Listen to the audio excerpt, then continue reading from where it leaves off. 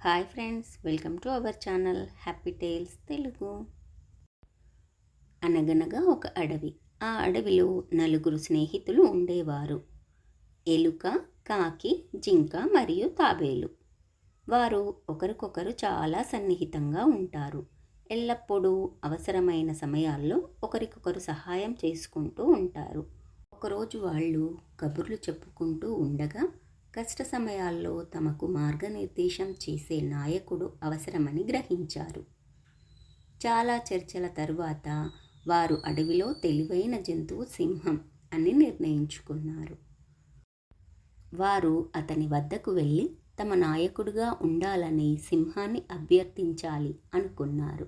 సింహం భయంకరమైంది మరియు శక్తివంతమైందని వారికి తెలుసు. కానీ సింహం తమ అభ్యర్థనను అంగీకరించి తమ నాయకుడుగా అవుతాడని వారు ఆశించారు. మరుసటి రోజు సింహం గల గుహ వద్దకు వెళ్ళి తమ పరిస్థితిని వివరించారు. సింహం వారి అభ్యర్థనకు సంతోషించి వారి నాయకుడుగా ఉంటానని అంగీకరించింది.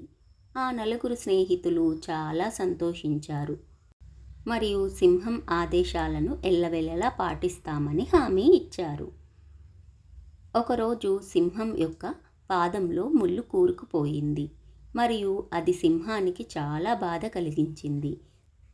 సింహం తన నలుగురు స్నేహితులను తనకు సహాయం చేయమని కోరింది.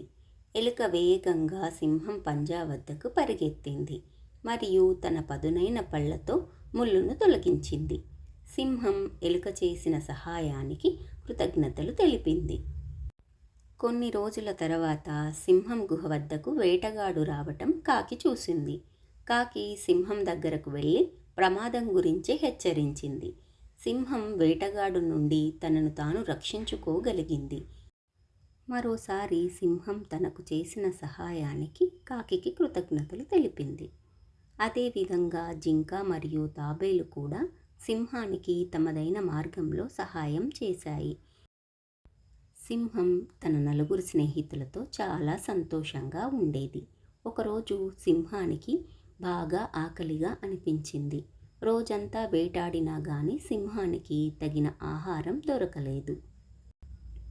అక్కడే ఉండి గంతులేస్తూ ఆడుకుంటున్న జింకను చూసి స్నేహితుడు అన్న విషయాన్ని కూడా మర్చి జింకను పట్టుకుని చంపబోయింది.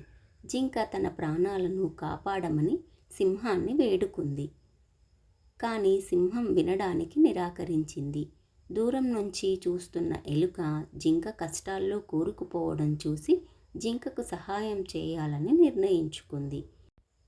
ఎలుక సింహం దగ్గరకు పరిగెత్తి సింహం తోకను కొరికింది. సింహం చాలా కోపంతో ఎలుకపై దాడి చేయడానికి తిరిగింది.